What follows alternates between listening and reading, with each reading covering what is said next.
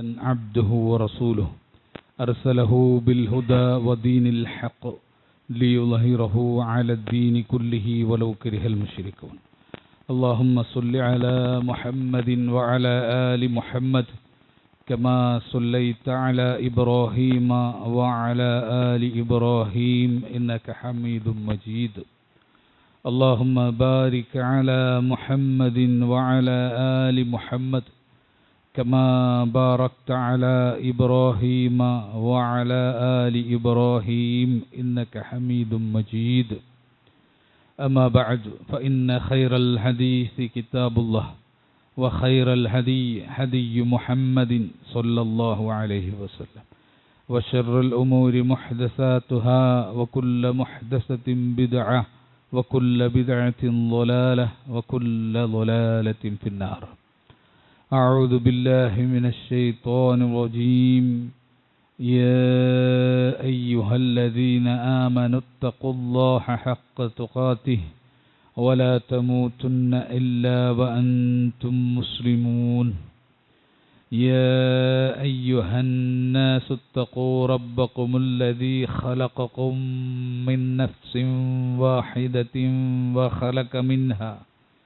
وخلق منها زوجها وبث منهما رجالا كثيرا ونساء واتقوا الله الذي تساءلون به والأرحام إن الله كان عليكم رقيبا. يا أيها الذين آمنوا اتقوا الله وقولوا قولا سديدا يصلح لكم أعمالكم ويغفر لكم ذنوبكم ومن يطع الله ورسوله فقد فاز فوزا عظيما. بسم الله الرحمن الرحيم.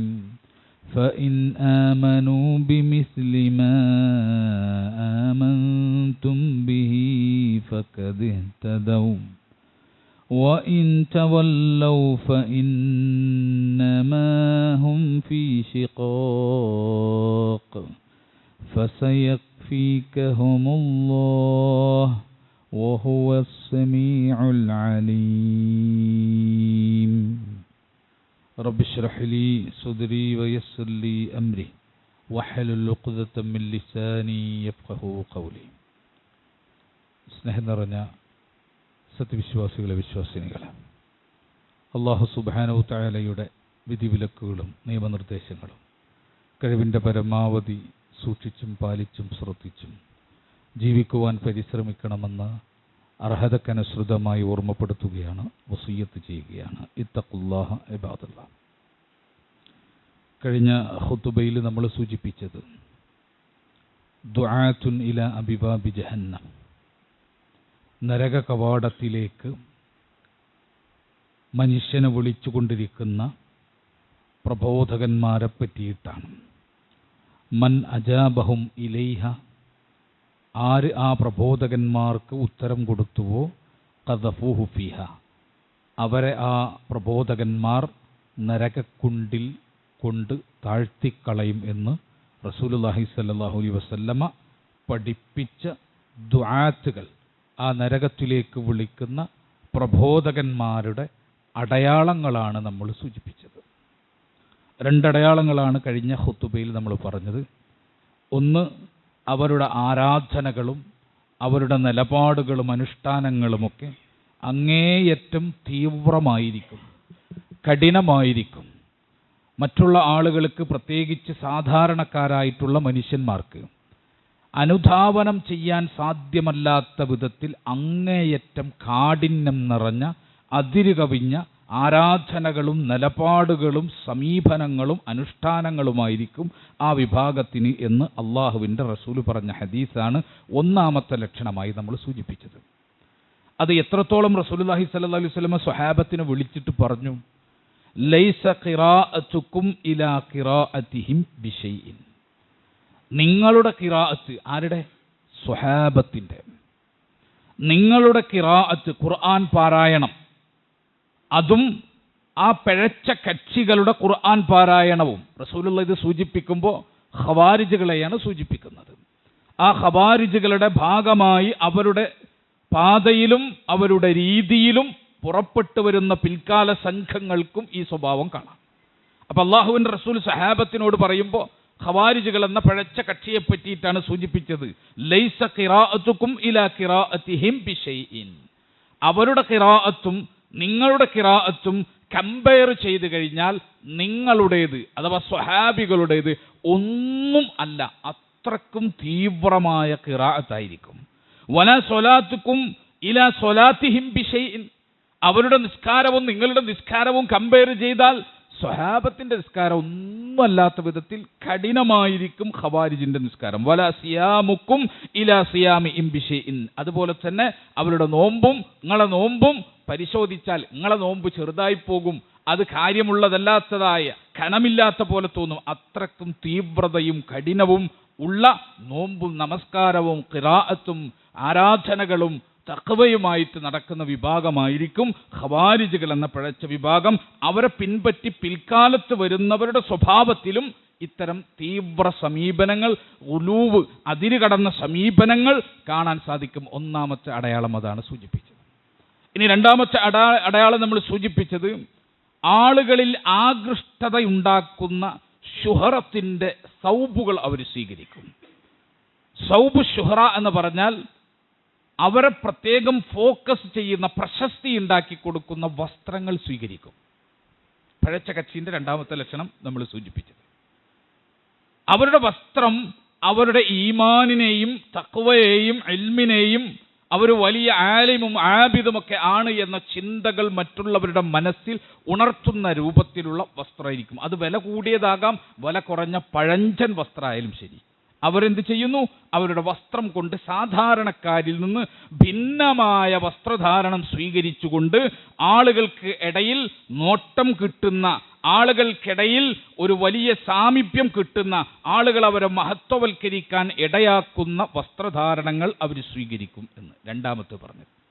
ഇനി മൂന്നാമത്തെ അടയാളം, അവർക്ക് സ്വഹാബത്തിൻ്റെ അഖീദയുമായി വ്യതിരിക്തതയുണ്ടാകും. സ്വഹാബത്ത് എന്തു വിശ്വാസത്തിലായിരുന്നോ ആ വിശ്വാസത്തിൽ നിന്ന് ഭിന്നമായ ചില വിശ്വാസങ്ങളും നടപടിക്രമങ്ങളും അവർക്കുണ്ടായിരിക്കും. വിശുദ്ധ ഖുർആൻ പറഞ്ഞത് ഫഇൻ ആമനു ബിമിസ്ലി മാ ആമൻതും ബിഹി ഫഖദ് ഇഹ്തദൗ. ഫഇൻ ആമനു, അവർ വിശ്വസിക്കുകയാണെങ്കിൽ ബിമിസ്ലി മാ ആമൻതും ബിഹി, നിങ്ങൾ എന്തുകൊണ്ട് വിശ്വസിച്ചുവോ അതുപോലെ അവരും വിശ്വസിച്ചാൽ ഫഖദ് ഇഹ്തദൗ, അപ്പോൾ അവർ ഹിദായത്തിലായി, സന്മാർഗത്തിലായി. നിങ്ങൾ വിശ്വസിച്ചതുപോലെ ലോകം വിശ്വസിച്ചോളണം, മനുഷ്യൻ വിശ്വസിച്ചോളണം. നിങ്ങളുടെ അഖീദയായിരിക്കണം, നിങ്ങളുടെ വിശ്വാസമായിരിക്കണം, നിങ്ങളുടെ ഈമാനായിരിക്കണം, നിങ്ങളുടെ തൗഹീദായിരിക്കണം മാനവിക കുലം സ്വീകരിക്കേണ്ടത്. ഏത്? നിങ്ങളുടെ അസ്വഹാബ, റസൂലുള്ളാഹി സ്വല്ലല്ലാഹു അലൈഹി വസല്ലമയുടെ സ്വഹാബത്തിന്റെ വിശ്വാസം. വഇൻ തവല്ലൗ, ഇനി ആരെങ്കിലും അതിൽ നിന്ന് പിന്തിരിഞ്ഞാൽ ഫഇന്നമാ ഹും ഫീ ശിഖാഖ്, അവനാണ് കക്ഷിത്വമുണ്ടാക്കിയവൻ. വിശുദ്ധ ഖുർആൻ സൂറത്തുൽ ബഖറയുടെ 137 ആയത്തിലൂടെ നമ്മളെ പഠിപ്പിക്കുക. ഇനി അതിൽ നിന്ന് പിന്തിരിഞ്ഞ് മാറി നിന്ന് സ്വഹാബത്തിന്റെ വിശ്വാസത്തിന് വിരുദ്ധമായ വിശ്വാസം സ്വീകരിക്കാം, അല്ലെങ്കിൽ സ്വഹാബികൾക്ക് അറിയാത്ത, മനസ്സിലാവാത്ത വിശ്വാസങ്ങൾ കൊണ്ടു നടക്കാം. എന്നിട്ട് അവൻ വലിയ ഐക്യത്തിന്റെ വർത്തമാനങ്ങൾ മാറി നിന്നിട്ട് പറയും. വിശുദ്ധ ഖുർആൻ പറയാ, അങ്ങനെ ഐക്യത്തിന്റെ വർത്താനവും പറഞ്ഞിട്ട് കാര്യമില്ല. വഇൻ തവല്ലൗ, സ്വഹാബത്തിന്റെ അഖീദയിൽ നിന്ന്, വിശ്വാസത്തിൽ നിന്ന്, ഈമാനിൽ നിന്ന് അണുമണി തെറ്റിയവൻ ഫഇന്നമാ ഹും ഫീ ശിഖാഖ്, അവനാണ് കക്ഷിത്വത്തിന്റെ ആള്, അവനാണ് കക്ഷി ഉണ്ടാക്കുന്നവൻ, അവനാണ് ഭിന്നത ഉണ്ടാക്കുന്നവൻ, അവനാണ് തെറ്റായിട്ടുള്ള കക്ഷിത്വം സമൂഹത്തിൽ ഉണ്ടാക്കുന്നവൻ. ആരാണ്? സ്വഹാബത്തിന്റെ വിശ്വാസത്തിലും സ്വഹാബത്തിന്റെ അഖീദയിലും നിന്ന് മാറി നിന്നവൻ. ഈ ആയത്തിനെ വിശദീകരിക്കുമ്പോൾ ഇമാം ബഗവി അദ്ദേഹത്തിന്റെ തഫ്സീറിൽ വിശദീകരിച്ചു, മഅനാഹു ഫഇൻ ആമനു ബിജമീഇ മാ ആമൻതും ബിഹി. ഇതിന്റെ അർത്ഥം എന്താണ്? ഈ ആയത്ത് കൊണ്ട് ഉദ്ദേശിക്കുന്നത് ഫഇൻ ആമനു, അവർ വിശ്വസിക്കുകയാണെങ്കിൽ ബിജമീഇ മാ ആമൻതും ബിഹി, ആ സ്വഹാബികൾ കൊണ്ടുവന്ന വിശ്വാസം, സ്വഹാബികൾ സ്വീകരിച്ചു വന്ന വിശ്വാസം അത് മുഴുവനും അവർ സ്വീകരിക്കുകയാണെങ്കിൽ എന്ന് വെച്ചാൽ ഈമാനിക്കും, നിങ്ങളുടെ ഈമാൻ പോലുള്ള ഈമാൻ അവർക്കുണ്ടാവണം. വതൗഹീദിൻ കതൗഹീദിക്കും, നിങ്ങളുടെ തൗഹീദ് പോലുള്ള തൗഹീദ് അവർക്കുണ്ടാകണം. അങ്ങനെ ഉണ്ടാകുമ്പോഴാണ് അവർ ഹിദായത്തിലാവുകയുള്ളൂ, അല്ലെങ്കിൽ അവർ ളലാലത്തിലാണ്, വഴികേടിലാണ് എന്ന് റസൂലുള്ളാഹി സ്വല്ലല്ലാഹു അലൈഹി വസല്ലമയും വിശുദ്ധ ഖുർആനും അടിവരക്കിട്ട് നമ്മളെ പഠിപ്പിക്കുകയാണ്. അപ്പോൾ വഴികെട്ടവന്റെ ലക്ഷണം എന്താ? അവന് എന്ത് ഭാവഹാദി സ്വീകരിച്ചിട്ടും കാര്യമില്ല. അവൻ്റെ വസ്ത്രം നെരിയാണിക്ക് മുകളിലേക്ക് എത്ര കയറ്റി വെച്ചിട്ടും കാര്യമില്ല. അവൻ വലിയ നീളം കുപ്പായം സ്വീകരിച്ചിട്ടും കാര്യമില്ല. അവൻ്റെ താടി അങ്ങേയറ്റം വളർത്തി അത് നെഞ്ചിന് കീഴേട്ട് വീണ് കിടന്നിട്ടും കാര്യമില്ല. സ്വഹാബത്തിൻ്റെ അഖീദയിൽ നിന്ന്, സ്വഹാബത്തിൻ്റെ ഈമാനിൽ നിന്ന് അണുമണി അവൻ തെറ്റിയാൽ അവനാണ് ളലാലത്തിലുള്ളവൻ, അവനാണ് വഴികേടിലുള്ളവൻ. അവനിനി എത്ര മാർക്ക് സമൂഹം ഇട്ടിട്ടും കാര്യമില്ല. അല്ലാഹു സുബ്ഹാനഹു വ തആല ഒരു തരിമ്പ് മാർക്ക് അവന് കൊടുക്കാൻ പോകുന്നില്ല. കാരണം സ്വഹാബികൾ എന്ന് പറഞ്ഞാൽ അള്ളാഹുവിൻ്റെ റസൂൽ പഠിപ്പിച്ചതെന്താ? സ്വഹാബികൾ എന്ന് പറഞ്ഞാൽ ഈ ഉമ്മത്തിൻ്റെ അളവുകോലാണ്, മാനകങ്ങളാണ്. സ്വഹാബത്തിനെ മാനദണ്ഡമാക്കിയിട്ട് വേണം എൻ്റെ കർമ്മത്തെ ഞാൻ സ്വരൂപിക്കാൻ. സ്വഹാബത്തിനെ മാനദണ്ഡമാക്കിയിട്ട് വേണം എൻ്റെ വിശ്വാസത്തെ, അഖീദയെ, സംസ്കാരത്തെ, ഇസ്ലാമിക ജീവിതത്തെ ഞാൻ വിശ്വസിക്കുകയും ആചരിക്കുകയും അനുഷ്ഠിക്കുകയും ചെയ്യേണ്ടത് സ്വഹാബത്തിന് മാതൃകയാക്കിയിട്ടാണ്. അല്ലാതെ എൻ്റെ ഇഷ്ടത്തിനോ എൻ്റെ വ്യാഖ്യാനത്തിനോ കൊടുത്തിട്ട് കാര്യമില്ല. റസൂലുള്ളാഹി സ്വല്ലല്ലാഹു അലൈഹി വസല്ലമയിൽ നിന്ന് ഇമാം മുസ്ലിം ഉദ്ധരിച്ച ഹദീസ് ഉണ്ട്. ആ ഹദീസിൽ അള്ളാഹിൻ്റെ റസൂൽ പറഞ്ഞു, അൻ-നുജൂമു അമനത്തുൻ ലിസ്സമാ, നക്ഷത്രങ്ങളുണ്ടല്ലോ അത് ആകാശത്തിൻ്റെ സുരക്ഷിതത്വമാണ്. നക്ഷത്രങ്ങൾ ഇങ്ങനെ ആകാശത്ത് നമ്മൾ കാണുമല്ലോ, ആ നക്ഷത്രങ്ങൾ എന്താണെന്നറിയുമോ? ആകാശത്തിൻ്റെ സുരക്ഷിതത്വമാണ്. ഫഇദാ ദഹബത്തിൻ നുജൂം, ആ നക്ഷത്രങ്ങൾ പോയി കഴിഞ്ഞാൽ, ആ നക്ഷത്രങ്ങൾ നശിച്ചു കഴിഞ്ഞാൽ, അത് വിടവാങ്ങിക്കഴിഞ്ഞാൽ, ആകാശത്തിന് എന്താണോ വാഗ്ദാനം ചെയ്യപ്പെട്ടത് അത് സംഭവിക്കുകയായി എന്ന് പറഞ്ഞാൽ ആകാശം ഖിയാമത്തിന്റെ അടയാളത്തിലേക്ക് പ്രവേശിക്കായി. നക്ഷത്രങ്ങൾ പോയാൽ ആകാശം നശിച്ചു. നക്ഷത്രങ്ങൾ നോക്കിയാൽ അവിടെ ഉണ്ടെങ്കിൽ ആകാശം സുരക്ഷിതത്വമാണ് എന്ന് മനസ്സിലാക്കിക്കോളൂ. അല്ലാഹുവിന്റെ റസൂൽ പഠിപ്പിക്കുക. എന്നിട്ട് വീണ്ടും അവിടുന്ന് പറഞ്ഞു, വഅന അമനതുൻ ലി അസ്ഹാബി, ഞാൻ എൻ്റെ സ്വഹാബത്തിന്റെ സുരക്ഷിതത്വമാണ്. ഫഇദാ ദഹബ്തു, ഞാൻ പോയി കഴിഞ്ഞാൽ, അതാ അസ്ഹാബി മാ യുഅദൂൻ, എൻ്റെ സ്വഹാബികൾക്ക് എന്താണോ വാഗ്ദാനം ചെയ്യപ്പെട്ടത് അത് സംഭവിക്കും. റസൂലുള്ളാഹി സ്വല്ലല്ലാഹു അലൈഹി വസല്ലം എന്താണ്? സ്വഹാബത്തിന്റെ സുരക്ഷിതത്വമാണ്, സ്വഹാബത്തിന്റെ സുരക്ഷിതത്വമാണ്. റസൂലുള്ള എന്ന് പോയോ, എന്ന് വഫാത്തായോ, അന്ന് സ്വഹാബികൾക്ക് വാഗ്ദാനം ചെയ്യപ്പെട്ടത് വരികയായി എന്ന് റസൂലുള്ള പറഞ്ഞു. എന്താണ് സ്വഹാബികൾക്ക് വാഗ്ദാനം ചെയ്യപ്പെട്ടത്? അള്ളാഹുവിന്റെ റസൂൽ വിടവാങ്ങിയതോടുകൂടി സ്വഹാബികൾക്കിടയിൽ ഭിന്നതകൾ കടന്നു വന്നു, സ്വഹാബികൾക്കിടയിൽ ഛിദ്രതകൾ കടന്നു വന്നു, അവർക്കിടയിൽ വ്യത്യസ്ത ഗ്രൂപ്പുകൾ ഉണ്ടാക്കപ്പെട്ടു, അവർ പരസ്പരം ഭിന്നിച്ചു, യുദ്ധം ചെയ്യുന്ന അവസ്ഥയിലേക്ക് വന്നു. അതാണ് സ്വഹാബികൾ. അള്ളാഹുവിന്റെ റസൂൽ പോയപ്പോൾ സ്വഹാബി എന്ന് പറയുന്ന ആ സ്വഹാബത്തിന്റെ ഉമ്മത്ത് മുഹമ്മദിന്റെ ആദ്യത്തെ ആളുകൾ ആ സ്വഹാബത്ത് ഭിന്നിക്കുകയും അവർക്കിടയിൽ പ്രശ്നങ്ങൾ ഉണ്ടാവുകയും ചെയ്തു. എപ്പോ? ഞാൻ പോകുമ്പോൾ, അള്ളാഹുവിന്റെ റസൂൽ പോകുമ്പോൾ. എന്നിട്ട് റസൂലുള്ളാഹി വീണ്ടും പറഞ്ഞു, വഅസ്ഹാബി അമനതുൻ ലി ഉമ്മത്തി, ഇനി എൻ്റെ സ്വഹാബികൾ ആരാണെന്നറിയുമോ? അമനതുൻ ലി ഉമ്മത്തി, എൻ്റെ ഉമ്മത്തിനുള്ള സുരക്ഷിതത്വമാണ്. ഫഇദാ ദഹബ അസ്ഹാബി, എൻ്റെ സ്വഹാബികൾ പോയി കഴിഞ്ഞാൽ, വഫാത്തായി തീർന്നു കഴിഞ്ഞാൽ, അതാ ഉമ്മത്തി മാ യുഅദൂൻ, എൻ്റെ ഉമ്മത്തിന് വാഗ്ദാനം ചെയ്യപ്പെട്ടത് വരികയായി. എന്താ? സ്വഹാബികൾ പോയാൽ ഉമ്മത്തിലേക്ക് വരുന്നത് എന്താ? ബിദ്അത്തുകൾ. സ്വഹാബികൾ പോയാൽ ഉമ്മത്തിലേക്ക് വരുന്നത് എന്താ? ളലാലത്തിന്റെ ചിന്തകൾ, പഴച്ച കക്ഷികളുടെ വ്യാപനം. അതാണ് സ്വഹാബികൾ പോയാൽ സംഭവിക്കുക. സ്വഹാബികളാണ് ഉമ്മത്തിന്റെ അമനത്ത്, ഉമ്മത്തിന്റെ പിന്നെ സംരക്ഷണം എന്ന് പറയുന്നത് സ്വഹാബികളാണ്. ആ സ്വഹാബികൾ പോയി കഴിഞ്ഞാൽ എന്ത് സംഭവിക്കാണ്? ഉമ്മത്തിന് വാഗ്ദാനം ചെയ്യപ്പെട്ട പഴച്ച കക്ഷികളും പഴച്ച ആശയങ്ങളും ഈ ഉമ്മത്തിലേക്ക് പ്രചരിപ്പിക്കപ്പെടുകയും ആളുകൾ അതിൻ്റെ പിന്നിൽ ഉമ്മത്തിൽ നിന്ന് തടിച്ചുകൂടി നിൽക്കുന്ന അവസ്ഥയുണ്ടാവുകയും ചെയ്യുമെന്ന് റസൂലുള്ളാഹി സ്വല്ലല്ലാഹു അലൈഹി വസല്ലം പഠിപ്പിക്കുക. അപ്പോൾ ഖുർആൻ പറഞ്ഞത് എന്താ? സ്വഹാബികൾ വിശ്വസിച്ചതുപോലെ, സ്വഹാബികളെ ഈമാൻ പോലെ, സ്വഹാബികളെ തൗഹീദ് പോലെ നിങ്ങൾ സ്വീകരിച്ചാൽ നിങ്ങൾ രക്ഷപ്പെട്ടു, നിങ്ങൾ ഹിദായത്തിലായി. റസൂലുള്ളാഹി പറയുന്നത് എന്താ? എൻ്റെ സ്വഹാബത്ത് നിലനിൽക്കുന്ന കാലത്തോളം എൻ്റെ ഉമ്മത്തിൽ ബിദ്അത്ത് എന്താവില്ല, ബിദ്അത്ത് അതിജയിക്കില്ല. കടന്നു വരാം, പക്ഷെ ബിദ്അത്തിന് മുസ്ലിം ഉമ്മത്തിനെ അതിജയിക്കാൻ സാധ്യമല്ല. സ്വഹാബത്ത് തടയും. അവർ പോയതിന് ശേഷമാണ് എല്ലാ പഴച്ച കക്ഷികളും പഴച്ച ആശയവുമായി ഈ ഉമ്മത്തിലേക്ക് കടന്നു വരിക എന്ന് റസൂലുള്ളാഹി സ്വല്ലല്ലാഹു അലൈഹി വസല്ലം പഠിപ്പിക്കുന്നു. അതുകൊണ്ട് സ്വഹാബികളുടെ ഈമാനുണ്ടോ? നമ്മൾ ആലോചിച്ചൊക്കെ നമ്മുടെ നാട്ടിൽ കാണുന്ന എല്ലാ സംഘങ്ങളെയും നമ്മൾ പരിശോധിക്കണം. എല്ലാ സംഘങ്ങളെയും ഇമാം ബഗ്വി പറഞ്ഞതുപോലെ സ്വഹാബത്തിന്റെ തൗഹീദ് ഉണ്ടോ? ഈ കാണുന്ന ആളുകൾക്ക് മുഴുവൻ സ്വഹാബത്തിന്റെ തൗഹീദിൽ നിന്ന് അണുമണി വ്യത്യാസമുണ്ടെങ്കിൽ നമ്മൾ തിരിച്ചറിഞ്ഞോളണം അത് ആരാണ്? അത് ദുആത്തുൻ ഇലാ അബിവാബി ജഹന്നം, നരക കവാടത്തിലേക്ക് വിളിച്ചുകൊണ്ടിരിക്കുന്ന പ്രബോധകന്മാരാണ്. ദുആത്തുൻ ഇലാ അബിവാബി ജഹന്നം, അവരാണ് നരക കവാടത്തിലേക്ക് വിളിക്കുന്നവർ. നമ്മളോട് ദഅവത്ത് നടത്തുന്നവർ, നമുക്ക് ഖുർആൻ ക്ലാസ് എടുക്കുന്നവർ, നമുക്ക് ഖുതുബ നടത്തുന്നവർ, നമുക്ക് വഅള് പറഞ്ഞു തരുന്നവർ, നമുക്ക് ദീനിയായ ഇൽമ പറഞ്ഞു തരുന്നവർ, ദർസ് നടത്തുന്നവർ, അവരെ മുഴുവൻ നിർത്തി നമ്മൾ പോസ്റ്റ്മോർട്ടം ചെയ്യണം. അവരെ മുഴുവൻ നമ്മൾ പരിശോധിക്കണം, അനലൈസ് ചെയ്യണം. അവരുടെ അഖീദ എന്താണ്? സ്വഹാബത്തിനില്ലാത്ത ഒരു അഖീദയുണ്ടോ? പരിശോധിക്കണം. സ്വഹാബത്തിനില്ലാത്തൊരു അഖീദ കണ്ടാൽ, സ്വഹാബത്തിനില്ലാത്തൊരു അഖീദ പറയുന്നത് കേട്ടാൽ മനസ്സിലാക്കിക്കോ, പഴച്ച കക്ഷിയാണത്. ഇനി അത് എന്ത് കുപ്പായിട്ടിട്ടും കാര്യമില്ല, എന്ത് ഭാവഹാദി സ്വീകരിച്ചിട്ടും കാര്യമില്ല, എത്ര മേന്മയുള്ള ക്വാളിറ്റിയുള്ള എന്ത് ദർസ് നടത്തിയിട്ടും കാര്യമില്ല.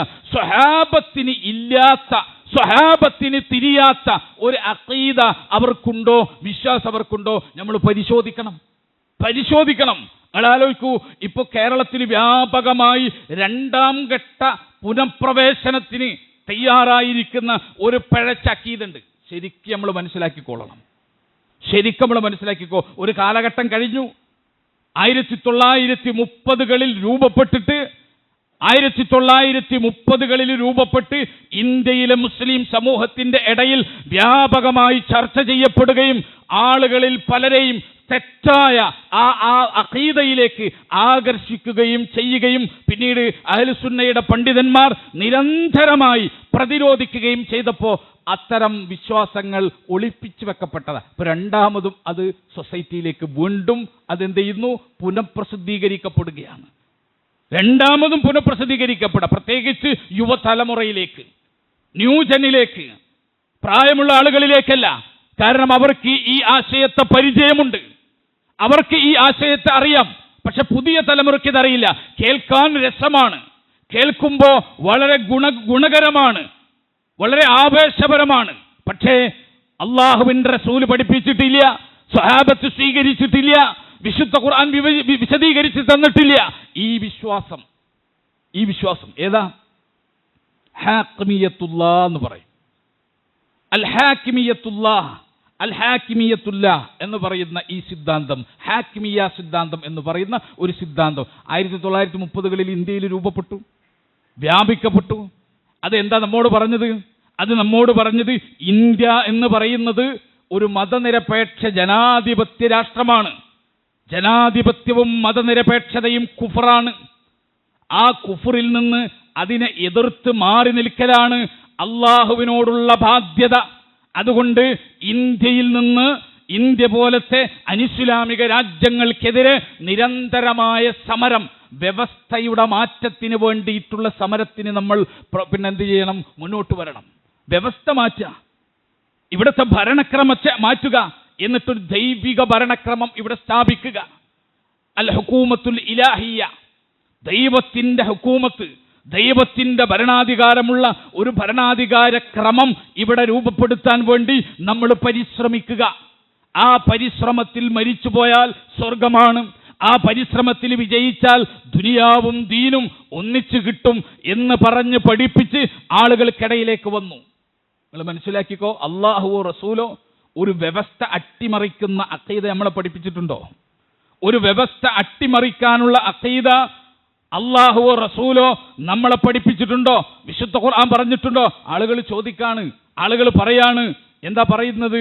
ഈ രാജ്യത്ത് ഹറാമുകൾ ധാരാളമുണ്ട്, ഈ രാജ്യത്ത് ഹറാമായിട്ടുള്ള കാര്യങ്ങളാണ്, ഇവിടുത്തെ നിയമങ്ങൾ ഹറാമായിട്ടുള്ള നിയമങ്ങളാണ്. അതുകൊണ്ട് തന്നെ അത്തരം വ്യവസ്ഥകളിൽ നമുക്ക് എങ്ങനെയാണ് ഒരു മുസ്ലിമായി, ഒരു നല്ല മുവഹിദായി നമുക്ക് ജീവിക്കാൻ സാധിക്കുക എന്ന് ചോദിക്കാണ്. ഇവിടുത്തെ നിയമങ്ങൾ നോക്കിയാൽ എന്താണ്? ഇവിടെ മദ്യപിക്കുന്നത് ആളുകൾക്ക് സ്വാതന്ത്ര്യമുണ്ട്, വ്യഭിചാരത്തിൽ ഏർപ്പെടുന്ന ആളുകൾക്ക് സ്വാതന്ത്ര്യമുണ്ട്.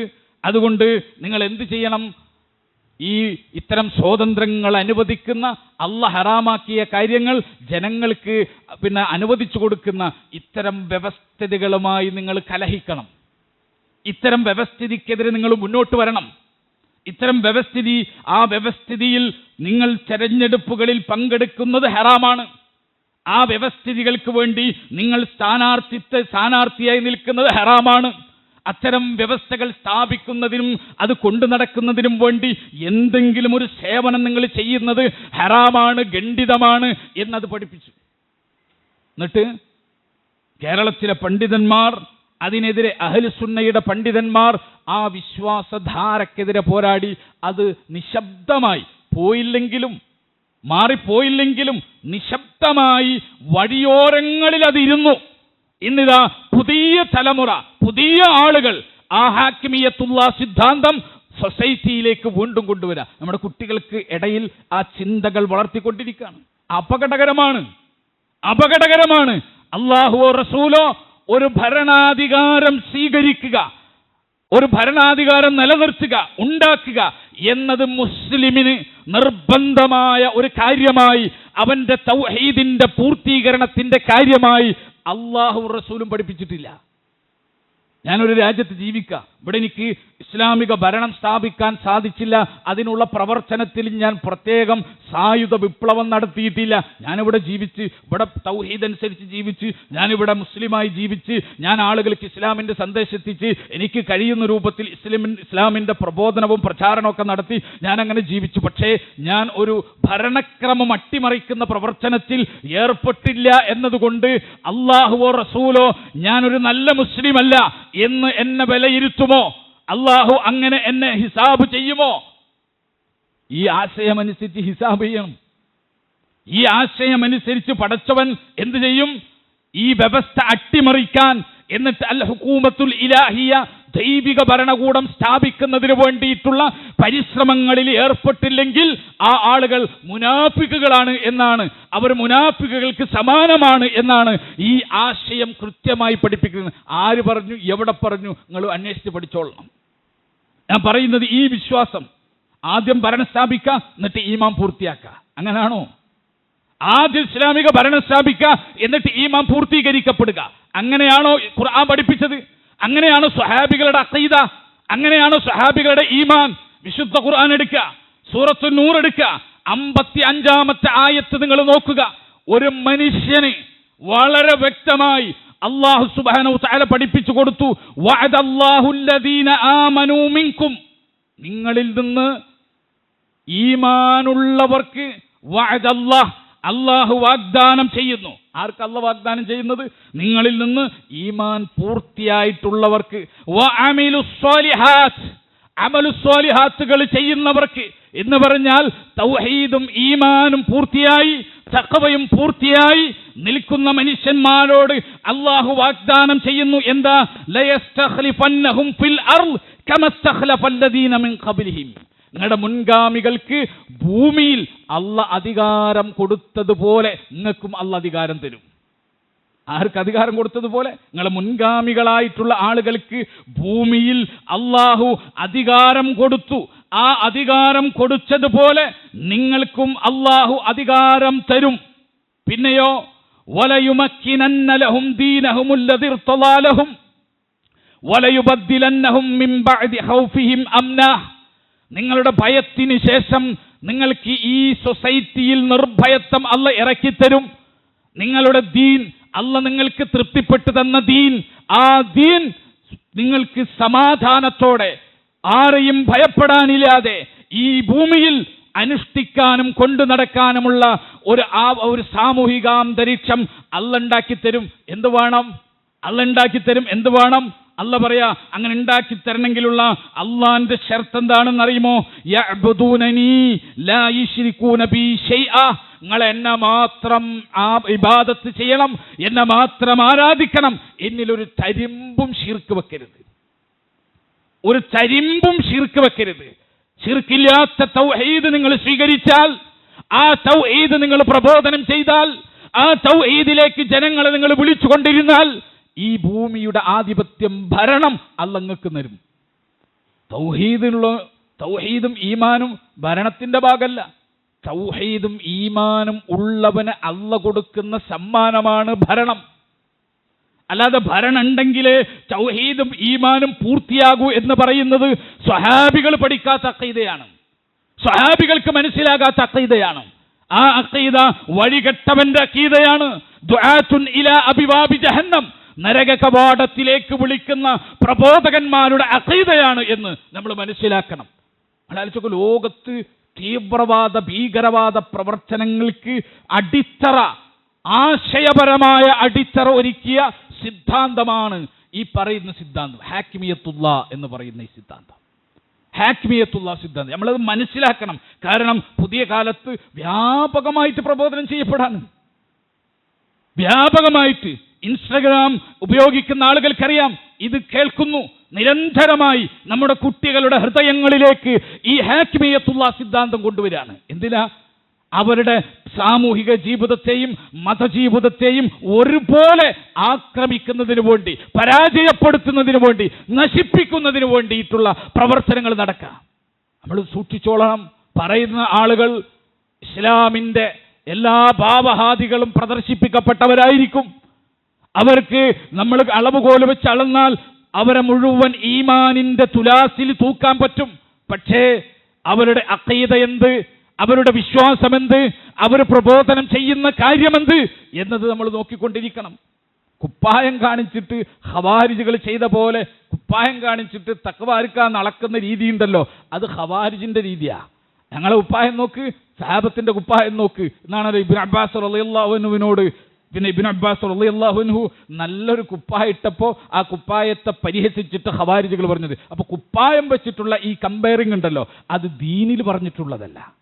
ദീനിൽ അഖീദ വെച്ചിട്ട് കമ്പയറിംഗാ, വിശ്വാസം വെച്ചിട്ടുള്ള കമ്പയറിംഗാ, ഈമാൻ വെച്ചിട്ടുള്ള കമ്പയറിംഗാ.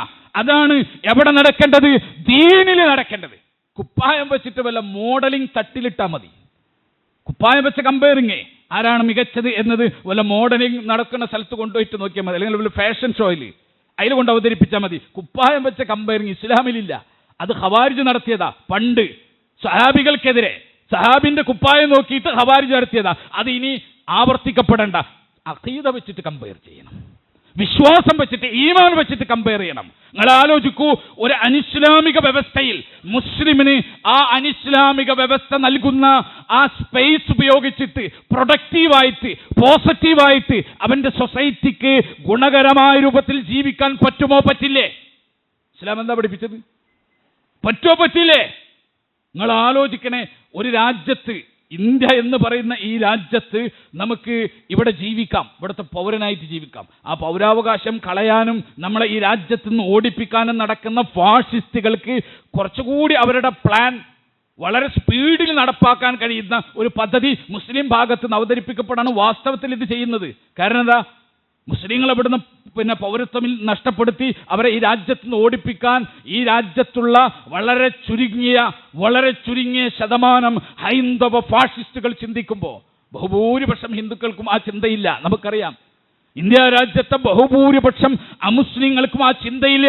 മുസ്ലിങ്ങളുമായിട്ട് നല്ല ബന്ധവും നല്ല കൊടുക്കൽ വാങ്ങൽ സമീപനങ്ങളുമായി ജീവിച്ച് പരിചയമുള്ളവരാണ് അവർ. അതുകൊണ്ട് മുസ്ലിങ്ങളെ പറ്റിയിട്ട് അവർക്ക് തെറ്റിദ്ധാരണയില്ല. ഈ വർഗീയത ഹൃദയത്തെ സ്വാധീനിക്കുകയും ഹൃദയത്തെ വിമലീകരിക്കുകയും ചെയ്ത, ഹൃദയത്തെ നശിപ്പിക്കുകയും മലിനീകരിക്കുകയും ചെയ്യപ്പെട്ട ആളുകളുണ്ടല്ലോ, ആ ആളുകൾ ഹൃദയം മലിനമായവർക്ക് തോന്നുന്ന ചിന്തയാണ് വർഗീയത മുസ്ലിങ്ങളോട് ഓടിപ്പിക്കണം. അവർക്ക് കുറച്ചുകൂടി കാര്യങ്ങൾ എളുപ്പാക്കി കൊടുക്കുക. കാരണം നമ്മൾ തന്നെ പറയാ, ഈ രാജ്യത്തിന്റെ വ്യവസ്ഥ ഞങ്ങൾ അംഗീകരിക്കൂല, ഈ രാജ്യത്തിന്റെ നിയമങ്ങൾ ഞങ്ങൾ അംഗീകരിക്കൂല, ഈ രാജ്യത്തിന് അനുഗുണമാകുന്ന രാഷ്ട്ര പുനർനിർമ്മാണ പ്രക്രിയയിൽ ഞങ്ങൾ ഭാഗമാക്കാവില്ല. ഞങ്ങൾ എന്നും റിബലുകളായി ഈ വ്യവസ്ഥയെ വെല്ലുവിളിക്കുന്ന, ഈ വ്യവസ്ഥക്കെതിരെ റിബലുകളായി ഞങ്ങൾ തെരുവോരങ്ങളിൽ തക്ബീറുകൾ ചൊല്ലിങ്ങനെ നടക്കുന്നവരായിട്ടേ ഞങ്ങളെ കാണാൻ പറ്റുമെന്ന് പറഞ്ഞാൽ കാര്യങ്ങൾ എളുപ്പമായി. ഞാൻ പറയുന്നത്, ഒരു രാജ്യത്ത് ജീവിക്കുന്ന മനുഷ്യന് ആ രാജ്യം പൗരസ്വാതന്ത്ര്യം നൽകിയിരിക്കുന്നു, പ്രബോധന സ്വാതന്ത്ര്യം നൽകിയിരിക്കുന്നു, മതസ്വാതന്ത്ര്യം നൽകിയിരിക്കുന്നു. ആ രാജ്യത്ത് എങ്ങനെ കാണേണ്ടത് മുസ്ലിങ്ങൾ പഠിക്കണമല്ലോ. ആ രാജ്യത്ത് എങ്ങനെ കാണാൻ? ദാറുൽ ഹർബ് യുദ്ധത്തിന്റെ നാട്, അല്ലെങ്കിൽ ദാറുൽ കുഫർ എന്നിങ്ങനെ പറഞ്ഞുകൊണ്ടിരിക്കുക. കുട്ടികൾക്കിടയിൽ ദാറുൽ ഇസ്ലാം, ദാറുൽ കുഫർ അല്ലെങ്കിൽ ദാറുൽ ഹർബ് രണ്ടെണ്ണം പഠിപ്പിച്ചു കൊടുക്കും. ദാറുൽ ഇസ്ലാം എന്ന് പറഞ്ഞാൽ ഇസ്ലാമിന്റെ നാട്, മുസ്ലിം ഭരണമുള്ള ഇസ്ലാമിക ഭരണമുള്ള നാട്, മുസ്ലിം ഭരണമല്ല ഇസ്ലാമിക ഭരണമുള്ള നാട്, അതിനാണ് ദാറുൽ ഇസ്ലാം എന്ന് പറയാ. പിന്നെയോ ദാറുൽ കുഫർ, അനിസ്ലാമിക ഭരണങ്ങളുള്ള രാജ്യം. ഈ രണ്ട് രാജ്യത്തിൽ ദാറുൽ കുഫറിനോട് അല്ലെങ്കിൽ ദാറുൽ ഹർബിനോട് യുദ്ധമല്ലാത്തൊരു സമീപനമില്ല. ഇവിടെ ബോധപൂർവം ദാറുൽ അഹദിനെ മറച്ചു പിടിക്കാണ്. ഫുഖഹാക്കൾ സംസാരിച്ചതാ. ഖുർആനും സുന്നത്തിലൊന്നും ദാറുൽ ഇസ്ലാമുല്ല, ദാറുൽ ഹർബുല്ല, ദാറുൽ അഹദുല്ല. മറിച്ച് അത് ഇസ്ലാമിക നിയമങ്ങളെ പുനഃപരിശോധിച്ചിട്ട് ഫുഖഹാക്കൾ ഉണ്ടാക്കിയിട്ടുള്ള ഒരു ഫിഖ്ഹി ചർച്ചയാണിത്. ആ ചർച്ചയിൽ എന്താ? ദാറുൽ ഇസ്ലാം ഉണ്ട്, ഇസ്ലാമിക ഗേഹുണ്ട്, അവിടെ മുസ്ലിം പൂർണ്ണ അനുസരണമുള്ളവനായിട്ട് ജീവിക്കണം. ഇനിയോ ദാറുൽ കുഫറുണ്ട്, കുഫറിന്റെ ദാറുണ്ട്, അവിടെ എങ്ങനെ ജീവിക്കണം, അവിടെ മുസ്ലിമിന് അതിനനുസരിച്ച് ജീവിക്കാൻ പറ്റില്ല. അപ്പൊ ഇന്ത്യ ഏതാ? ദാറുൽ ഇസ്ലാമാണോ? അല്ല. അപ്പൊ പിന്നെ ദാറുൽ കുഫർ അല്ലേ ചോദിക്കാണ്. അപ്പൊ കുട്ടികൾ ഇങ്ങനെ കൺഫ്യൂഷൻ ആവാണ്, മക്കൾ ഇങ്ങനെ കൺഫ്യൂഷൻ ആവാണ്. ദാറുൽ ഇസ്ലാമല്ല, അതുറപ്പാ. ദാറുൽ ഇസ്ലാം ആവണമെങ്കിൽ ഇസ്ലാമിക ശരീഅത്ത് ഇവിടെ നടപ്പാക്കണ്ടേ. ദാറുൽ ഇസ്ലാമല്ല, അപ്പൊ പിന്നെ ദാറുൽ കുഫറാണ്. ദാറുൽ കുഫറിനെ അനുസരിച്ച് ജീവിക്കാൻ പറ്റൂല. നമ്മുടെ കൊച്ചു കുട്ടികളുടെ ഹൃദയങ്ങളിലേക്ക് 16, 17, 20 വയസ്സുള്ള ടീനേജുകാരായിട്ടുള്ള ആളുകളുടെ ഹൃദയങ്ങളിലേക്ക് ഇൻസ്റ്റഗ്രാം വഴി, സോഷ്യൽ മീഡിയ വഴി പുതിയ പ്രബോധകന്മാർ നീളം കുപ്പായമിട്ടിരുന്നിട്ട് ചാനലുകളിലും വീഡിയോകളിലും മുന്നിലിരുന്നിട്ട് നമ്മുടെ മക്കളുടെ ഹൃദയങ്ങളിലേക്ക്, അവരുടെ തലച്ചോറുകളിലേക്ക് സന്നിവേശിപ്പിക്കുന്ന ആശയത്തിന്റെ രീതിയാണ് ഞാൻ ഈ പറയുന്നത്. അപകടകരമാണ്. നമ്മൾ വല്ലതും അറിയുന്നുണ്ടോ? നമ്മളെ മക്കളിങ്ങനെ പരുവപ്പെടാണ്. ബ്രെയിൻ വാഷിംഗ് എന്ന് പറയുമല്ലോ, അതിന് പരുവപ്പെട്ട് വരാണ്. അവരതിന്റെ കാഠിന്യത്തിലാണ് അറിയിക്കുക. എന്തുകൊണ്ടാണ്? ചില കുട്ടികളൊക്കെ കണ്ടില്ലേ, എനിക്ക് യമനിലേക്ക് പോകണം, എനിക്ക് യമനിലേക്ക് പോകണം, ഇന്ത്യ വിട്ടു പോകണം എന്ന് പറയുന്നതിന്റെ പിന്നിലെന്താ? ഈ ആശയം ഇങ്ങനെ കുത്തിക്കൊടുത്ത് ദാറുൽ ഇസ്ലാം, ദാറുൽ കുഫർ. ദാറുൽ ഇസ്ലാം എന്ന് പറഞ്ഞാൽ ഇസ്ലാമിക ശരീഅത്ത് നടക്കുന്നത്, ദാറുൽ കുഫർ എന്ന് പറഞ്ഞാലോ ഇസ്ലാമിക ശരീഅത്ത് നടക്കാത്തത്. അപ്പൊ ഇന്ത്യ എന്താ? ദാറുൽ കുഫറാണ്. അപ്പൊ ദാറുൽ ഹർബാണ്, യുദ്ധത്തിന്റെ നാടാണ്. അതിനോട് പിന്നെ യുദ്ധാണ്. കൂട്ടരെ, ഇവിടെ ദാറുൽ അഹദ് ഉണ്ട്. ദാറുൽ അഹദ് എന്ന് പറഞ്ഞാൽ എന്താ? കരാറിന്റെ, കോൺട്രാക്റ്റിന്റെ നാടുണ്ട്. റസൂലുള്ളാഹി സ്വല്ലല്ലാഹു അലൈഹി വസല്ലമ സഹാബികളെ ഈമാൻ സംരക്ഷിച്ച്, ഇസ്ലാം സംരക്ഷിച്ച് ജീവിക്കാൻ എത്യോപ്യ എന്ന് പറയുന്ന ദാറുൽ അഹദിലേക്ക് അയച്ചത്. എത്യോപ്യ എന്താ? ദാറുൽ ഇസ്ലാമാ. നജാശി ഭരിക്കുന്ന എത്യോപ്യ, അവിടേക്ക് ആദ്യത്തെ ഹിജറ നടക്കുന്നത് ജഅഫർ ഇബ്നു അബീ ത്വാലിബ് റളിയല്ലാഹു അൻഹുവിന്റെ നേതൃത്വത്തിൽ ഒരു സംഘം മക്ക വിട്ടു പോവാണ്. എന്തിനാ പോണത്? അവിടെ പോയിട്ട് മുസ്ലിമായി ജീവിക്കാൻ പറ്റുമോ? അക്രമമില്ലാതെ, പീഡനമില്ലാതെ, മർദ്ദനമില്ലാതെ മുസ്ലിമായി ജീവിക്കാൻ പറ്റുമോ എന്ന് അന്വേഷിച്ചിട്ട് ഈ ആളുകൾ പോവാണ്. സ്വഹാബികൾ എവിടേക്കാ പോകുന്നത്? നല്ല മുസ്ലിമായി ജീവിക്കാൻ എവിടേക്കാ പോകുന്നത്? ദാറുൽ ഇസ്ലാമിലേക്കാണോ? അല്ല, ദാറുൽ അഹദിലേക്കാണ് പോകുന്നത്. അവിടെ പോകുന്നു. ആ രാജ്യത്ത് പിന്നെ നജാശിയുടെ കീഴിൽ അവർ സമാധാനപൂർവ്വം ജീവിക്കുന്നു. നജാശിയെ ശത്രു സൈന്യം ആക്രമിക്കാൻ വരുമ്പോൾ സഹാബികൾ ഇരുന്ന് പ്രാർത്ഥിക്കുന്നു നജാശിനെ വിജയിപ്പിക്കാൻ വേണ്ടിയിട്ട്. നജാശി മുസ്ലിമായി. പിന്നീട് റസൂലുള്ളാഹി സ്വല്ലല്ലാഹു അലൈഹി വസല്ലമ അദ്ദേഹം മരണപ്പെട്ടപ്പോൾ ആ നാട്ടിൽ അദ്ദേഹത്തിന്റെ മയ്യത്ത് നമസ്കരിക്കാൻ ഒരു മുസ്ലിം പോലും ഇല്ലാത്ത അവസ്ഥയാ. റസൂലുള്ള മദീനത്ത് വെച്ചിട്ട് അള്ളാഹിന്റെ റസൂല് അദ്ദേഹത്തിന് വേണ്ടി മയ്യത്ത് നിസ്കരിച്ചു. ഗായിബായ മയ്യത്ത് നിസ്കരിക്കാനുള്ള ഏക പ്രമാണാണത്. നമ്മുടെ നാട്ടിൽ നടക്കുന്നുണ്ടല്ലോ. പിന്നെ നാട്ടിൽ 1000 ആൾ മയ്യത്ത് നിസ്കരിച്ചിട്ടുണ്ടാവും. പിന്നെ നാട്ടിലെല്ലാ പള്ളിയിലും നടന്നിട്ട് ഇങ്ങനെ മയ്യത്ത് നിസ്കരിപ്പിക്കൽ തന്നെ, മയ്യത്ത് നിസ്കരിപ്പിക്കൽ ഗായിബായ മയ്യത്തിന് വേണ്ടിയിട്ട്. ഗൾഫിലെ പള്ളിയിലും മയ്യത്ത് നിസ്കരിപ്പിക്കൽ തന്നെ. അതിനല്ല ഇത് തെളിവ്. മറിച്ച് മയ്യത്ത് നമസ്കരിക്കപ്പെടാത്തൊരു സാഹചര്യം ഒരു മുസ്ലിമിനുണ്ടായാൽ അപ്പോൾ നമുക്ക് എവിടെ വേണമെങ്കിലും നിന്നിട്ട് അദ്ദേഹത്തിന് വേണ്ടിയിട്ട് മയ്യത്ത് നിസ്കരിക്കാം. അങ്ങനെ നജ്ജാശിക്ക് വേണ്ടി മയ്യത്ത് നിസ്കരിച്ചു. ഞാൻ പറയുന്നത് നജ്ജാശി മരിക്കുമ്പോഴും ആ രാജ്യം ഇസ്ലാമികമായിട്ടില്ല. യൂസുഫ് നബി അലൈഹി ഇസ്ലാമിന്റെ കഥ നിങ്ങളൊന്ന് ജസ്റ്റ് യൂസുഫ് നബി അലൈഹി ഇസ്ലാമിന്റെ കഥ ഖുർആനിൽ നിന്ന് എടുത്ത് വായിച്ചോക്ക്. യൂസുഫ് നബി രാജാവിന്റെ നിയമത്തിന്റെ കീഴില. രാജാവ് മുസ്ലിമല്ല, രാജാവ് മുവഹിദല്ല, അദ്ദേഹത്തിന്റെ നിയമം ഇസ്ലാമിക ശരീഅത്ത് അനുസരിച്ചല്ല. വിശുദ്ധ ഖുർആൻ പറഞ്ഞെന്താ? രാജാവിന്റെ നിയമം അനുസരിച്ച് സഹോദരനെ പിടിച്ചു വെക്കാൻ പറ്റാണ്ടായപ്പോ യൂസുഫ് നബി അലൈഹി ഇസ്ലാം എന്ത് ചെയ്തു? അദ്ദേഹത്തെ ഈ സഹോദരനെ പിടിച്ചു വെക്കാൻ, തടവിലാക്കാൻ തൻ്റെ അടുത്ത് നിർത്താൻ വേണ്ടി അദ്ദേഹം ചെയ്തത് ചാക്കിൽ, ആ സഹോദരന്റെ ചാക്കിൽ രാജാവിന്റെ അളവ് പാത്രം കൊണ്ടിട്ട കഥ വിശുദ്ധ ഖുർആൻ വിശദീകരിച്ചല്ലോ. അവിടെ ഖുർആൻ പറയുന്ന ഒരു പോയിന്റ് ഉണ്ട്. എന്തറിയോ? അദ്ദേഹത്തിന് വേണ്ടി നാം തന്ത്രം പ്രയോഗിച്ചെന്ന. യൂസുഫിന് വേണ്ടി അല്ലാഹു സുബ്ഹാനഹു തആല തന്ത്രം പ്രയോഗിച്ചു. എന്ത് തന്ത്ര? രാജാവിന്റെ ഭരണക്രമത്തിൽ മോഷ്ടിച്ചവനെ അടിമയാക്കി വെക്കാൻ പറ്റൂല, ജയിലിലിടാൻ പറ്റൂല, ശിക്ഷ കൊടുക്കാം, പിന്നെ ഫൈൻ വാങ്ങാം. ഇതാണ് രാജാവിന്റെ നിയമം. എന്നാൽ യാക്കൂബ് നബി അലൈഹി ഇസ്ലാമിന്റെ ശരീഅത്ത് അനുസരിച്ച് മോഷ്ടാവിനെ വേണമെങ്കിൽ തടങ്കിൽ വെക്കാം, അടിമയാക്കി വെക്കാം. അപ്പോ ഈ പ്രശ്നത്തെ, ഈ സഹോദരൻ മോഷ്ടിച്ചു എന്ന് വരുത്തി തീർത്ത പ്രശ്നത്തെ രാജാവിന്റെ നിയമമനുസരിച്ച് വിധിക്കാതെ ഈ പറയുന്ന യാക്കൂബ് നബി അലൈഹി ഇസ്ലാമിന്റെ ശരീഅത്ത് അനുസരിച്ച്, അതിന്റെ നിയമമനുസരിച്ച് വിധിക്കാൻ വേണ്ടിയിട്ടൊരു തന്ത്രം ആര് കളിച്ചു? യൂസുഫ് നബി അലൈഹി ഇസ്ലാം കളിച്ചു. അത് അള്ളാഹ് അദ്ദേഹത്തിന് വേണ്ടിയിട്ട് കൊടുത്ത ബുദ്ധിയാണ് എന്ന് റബ്ബ് സുബ്ഹാനഹു തആല പറഞ്ഞുതരാം. ഒരു രാജ്യത്ത് ജീവിക്കുന്ന ആരാ? ഒരു പ്രവാചകൻ. ആ രാജ്യത്തെ നിയമം ആരാ നടത്തുന്നത്? ഒരു കാഫിറായിട്ടുള്ള രാജാവ്. അവിടുത്തെ നിയമം എന്താ? അനിസ്ലാമിക വ്യവസ്ഥ. അവിടെ എന്ത് ജോലിയാണ് ഈ പ്രവാചകൻ ചെയ്യുന്നത്? നമ്മുടെ പുതിയ ഭാഷയിൽ പറഞ്ഞാൽ ഒരു കൃഷി വകുപ്പ് മന്ത്രിയായിട്ട് അദ്ദേഹം ജോലി ചെയ്യുന്നു.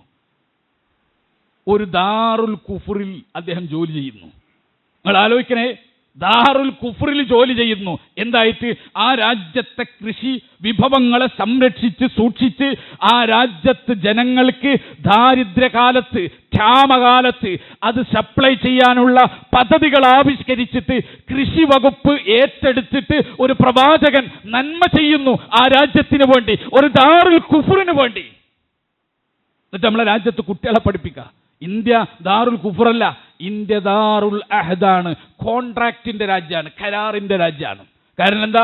ഇവിടെ എന്ത് നിയമം അനിസ്ലാമികാണെങ്കിലും ഇവിടെ എന്താ സംഭവിക്കുന്നത്? ആ നിയമത്തിന് അനുസരിച്ച് വിധേയമായി ജീവിക്കുമ്പോൾ നമ്മുടെ വ്യക്തി സ്വാതന്ത്ര്യം നമുക്ക് നൽകും. ഇപ്പോൾ ഇവിടെ തന്നെ ആലോചിച്ച് നോക്കാം. ഇവിടെ നമുക്ക് സ്വവർഗാനുരാഗം ജനങ്ങൾക്ക് ഇഷ്ടമുണ്ടെങ്കിൽ ചെയ്യാം, അവർക്ക് ഇഷ്ടമുണ്ടെങ്കിൽ സ്വവർഗാനുരാഗം നടത്താം. കണ്ടോ, സ്വവർഗാനുരാഗം ഇവിടെ അനുവദിച്ചില്ലേ? അതേ ഇന്ത്യ രാജ്യം ഈ സ്വവർഗാനുരാഗം പാപമാണെന്നും അത് തെറ്റാണെന്നും പ്രകൃതി വിരുദ്ധമാണെന്നും പഠിപ്പിച്ച് സമൂഹത്തെ ബോധവൽക്കരിക്കാനുള്ള സ്വാതന്ത്ര്യം ഇപ്പുറത്ത് നൽകിയിട്ടുണ്ട്. അതുപയോഗിക്കണം. മദ്യം ഇവിടെ അനുവദനീയാണ്. മദ്യം പാനം തെറ്റാണ്, അനാരോഗ്യകരമാണ്, സമൂഹത്തിന്റെ ഭൗതിക വളർച്ചയെ തടയും എന്ന് ആളുകളെ ബോധവൽക്കരിച്ച് പഠിപ്പിച്ച് അതിൽ നിന്ന് പിന്മാറ്റാനുള്ള സ്വാതന്ത്ര്യം ഇപ്പുറത്ത് നൽകിയിട്ടുണ്ട്. അത് ഉപയോഗപ്പെടുത്തണം. അല്ലാതെ ഇത് നോക്കിയിരുന്ന് മോങ്ങല്ല ചെയ്യേണ്ടത്, ഇത് നോക്കിയിരുന്ന് കരയല്ല ചെയ്യേണ്ടത്. ആ പദ്ധതി ഉപയോഗപ്പെടുത്തിയിട്ട് സൊസൈറ്റിയെ പരിവർത്തിപ്പിക്കണം, ഇസ്ലാഹ് നടത്തണം. അതിനുള്ള സ്വാതന്ത്ര്യം ഇവിടെ ഉണ്ട്. ആ സ്വാതന്ത്ര്യം തടഞ്ഞു വെക്കാൻ വേണ്ടി ശ്രമിക്കുന്ന ആളുകൾക്ക് എളുപ്പമാക്കി കൊടുക്കുന്ന ആശയങ്ങൾ ഹാക്മിയത്തുള്ള എന്നും പറഞ്ഞിട്ട് ഇപ്പോൾ രണ്ടാമത് കെട്ടഴിച്ച് വിട്ടിരിക്കുകയാണ്. ഞാൻ പറഞ്ഞു സ്വഹാബികളുടെ അഖീദ ആ അഖീദയല്ല ഇത് എന്നതുകൊണ്ട് ഇത് സ്വീകരിച്ചവരും പ്രചരിപ്പിക്കുന്നവരും ളലാലത്തിലാണ് എന്ന് തിരിച്ചറിയാൻ നമുക്ക് ഒരു പാടില്ല. നമ്മൾ ശ്രദ്ധിക്കുക. അല്ലാഹു സുബ്ഹാനഹു തആല ഇത്തരം പഴച്ച വാദങ്ങളിൽ നിന്ന് നമ്മെല്ലാം കാത്തു സംരക്ഷിക്കുമാറാകട്ടെ.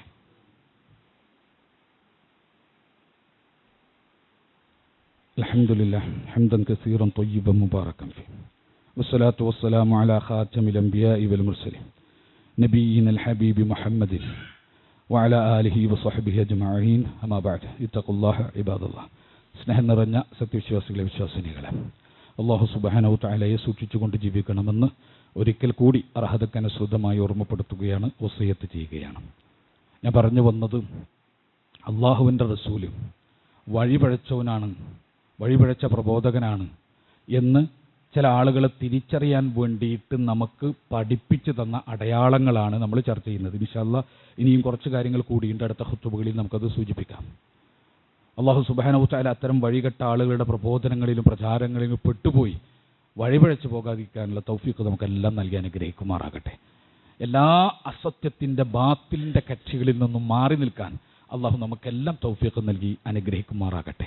അത് സ്വന്തം സംഘടനയാണെങ്കിൽ പോലും, അത് ബാത്തിലാണെങ്കിൽ അതിൽ നിന്ന് മാറി നിൽക്കാൻ, അതിന് ഹക്കില്ലെങ്കിൽ അതിൽ നിന്ന് നീങ്ങി നിൽക്കാനുള്ള ഈമാനും ഹൃദയവിശാലതയും ഇൽമും അള്ളാഹു നമുക്ക് നൽകി അനുഗ്രഹിക്കുമാറാകട്ടെ. സഹോദരങ്ങളെ, നമ്മുടെ പ്രിയപ്പെട്ട ഒരു സഹോദരൻ മരണപ്പെട്ടിരിക്കുകയാണ്. മലപ്പുറം ജില്ലയിലെ ISMൻ്റെ സജീവനായ ഒരു പ്രവർത്തകൻ, അദ്ദേഹം മരണപ്പെട്ടിരിക്കുകയാണ്. വേറെയും ചില ആളുകൾ മരണപ്പെട്ട വിവരങ്ങൾ നമ്മൾ അറിയിക്കുകയും അവർക്ക് മഗ്ഫിറത്തിന് വേണ്ടി ദുആ ചെയ്യാനെന്ന് പ്രത്യേകം ഉണർത്തുകയും ചെയ്തിരിക്കുകയാണ്. അല്ലാഹു സുബ്ഹാനഹു തആല ആ സഹോദരങ്ങൾക്കെല്ലാം മഗ്ഫിറത്തും റഹ്മത്തും നൽകി അനുഗ്രഹിക്കുമാറാകട്ടെ. അവരനുഭവിച്ച പ്രയാസങ്ങൾ, അവരനുഭവിച്ച ബുദ്ധിമുട്ടുകൾക്കെല്ലാം അള്ളാഹു അവരുടെ പാപങ്ങൾ ഓരോന്നും പുറത്തു കൊടുക്കുകയും അവർക്ക് ഒരുപാട് പ്രതിഫലം നൽകുകയും ചെയ്യുമാറാകട്ടെ.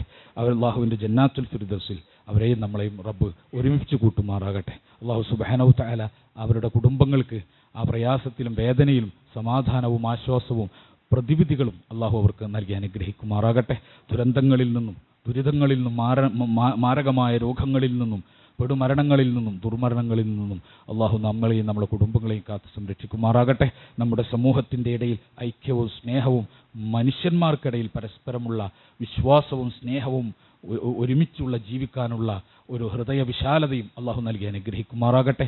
സകല വർഗീയവാദവും സകല ഭീകരവാദവും സകല തീവ്രവാദത്തിൽ നിന്നും അള്ളാഹു നമ്മുടെ സൊസൈറ്റിയെ കാത്തു സംരക്ഷിക്കുമാറാകട്ടെ. നമ്മുടെ സമൂഹത്തിൻ്റെ ഇടയിൽ മാനവികമായ എല്ലാ മൂല്യങ്ങളോടെയും പരസ്പരം ചേർന്ന് നിൽക്കാൻ അള്ളാഹു നമ്മുടെ സൊസൈറ്റിയിലെ എല്ലാ അംഗങ്ങൾക്കും തൗഫീഖ് നൽകി അനുഗ്രഹിക്കുമാറാകട്ടെ. റബ്ബ് സുബ്ഹാനഹു തആല മികച്ച ഒരു സാമൂഹിക ക്രമം രൂപപ്പെടുത്താൻ, ധാർമ്മികതയിലും മൂല്യങ്ങളിലും ഉറച്ചു നിൽക്കുന്ന ഒരു സാമൂഹിക ക്രമം രൂപപ്പെടുത്താൻ, അതിൻ്റെ പ്രബോധനത്തിന്, അതിൻ്റെ പ്രചാരണത്തിന് അള്ളാഹു നമുക്കെല്ലാം ശക്തി നൽകി അനുഗ്രഹിക്കുമാറാകട്ടെ. അള്ളാഹുവിൻ്റെ കിതാബും അവൻ്റെ റസൂലിൻ്റെ സുന്നത്തും മുറുകെ പിടിച്ച് ജീവിക്കുന്ന വിശ്വാസികളിൽ അള്ളാഹു നാം ഏവരെയും ഉൾപ്പെടുത്തി അനുഗ്രഹിക്കുമാറാകട്ടെ. നമ്മിൽ നിന്ന് മരണപ്പെട്ടു പോയിട്ടുള്ള വിശ്വാസിനികൾക്ക് അള്ളാഹു മഗ്ഫിറത്തും റഹ്മത്തും നൽകി അനുഗ്രഹിക്കുമാറാകട്ടെ. നമ്മുടെ മാതാപിതാക്കൾ, ബന്ധുമിത്രാദികൾ, നമ്മുടെ സഹപ്രവർത്തകർ, നമ്മുടെ ഗുരുനാഥന്മാർ, നമ്മുടെ അയൽവാസികൾ, നമ്മുടെ നാട്ടുകാർ, നമ്മോട് പല കാര്യങ്ങളിലും സഹകരിച്ചിട്ടുള്ള നല്ല നല്ല വ്യക്തിത്വങ്ങൾ, അവരിൽ പലരും മരണപ്പെട്ടു പോയി. അള്ളാഹു അവരുടെ ഖബറുകൾ സ്വർഗ്ഗപ്പൂങ്കാവനമാക്കുമാറാകട്ടെ. അവരുടെ ഖബറുകളിലേക്ക് അള്ളാഹു എല്ലാവിധത്തിലുള്ള അനുഗ്രഹവും അവൻ്റെ സഹായവും നൽകി അനുഗ്രഹിക്കുമാറാകട്ടെ. അള്ളാഹു മഗ്ഫിർ ലിൽ മുഅ്മിനീന വൽ മുഅ്മിനാത്ത് والمسلمين والمسلمات الأحياء منهم والأموات إنك مجيب الدعوات يا قاضي الحاجات. ربنا لا تزغ قلوبنا بعد إذ هديتنا وهب لنا من لدنك رحمة إنك أنت الوهاب. ربنا آتنا في الدنيا حسنة وفي الآخرة حسنة وقنا عذاب النار. ربنا تقبل منا إنك أنت السميع العليم وتب علينا إنك أنت التواب الرحيم. آمين آمين برحمتك يا أرحم الراحمين. وآخر دعوانا الحمد لله رب العالمين والصلاة والسلام على خاتم الأنبياء والمرسلين.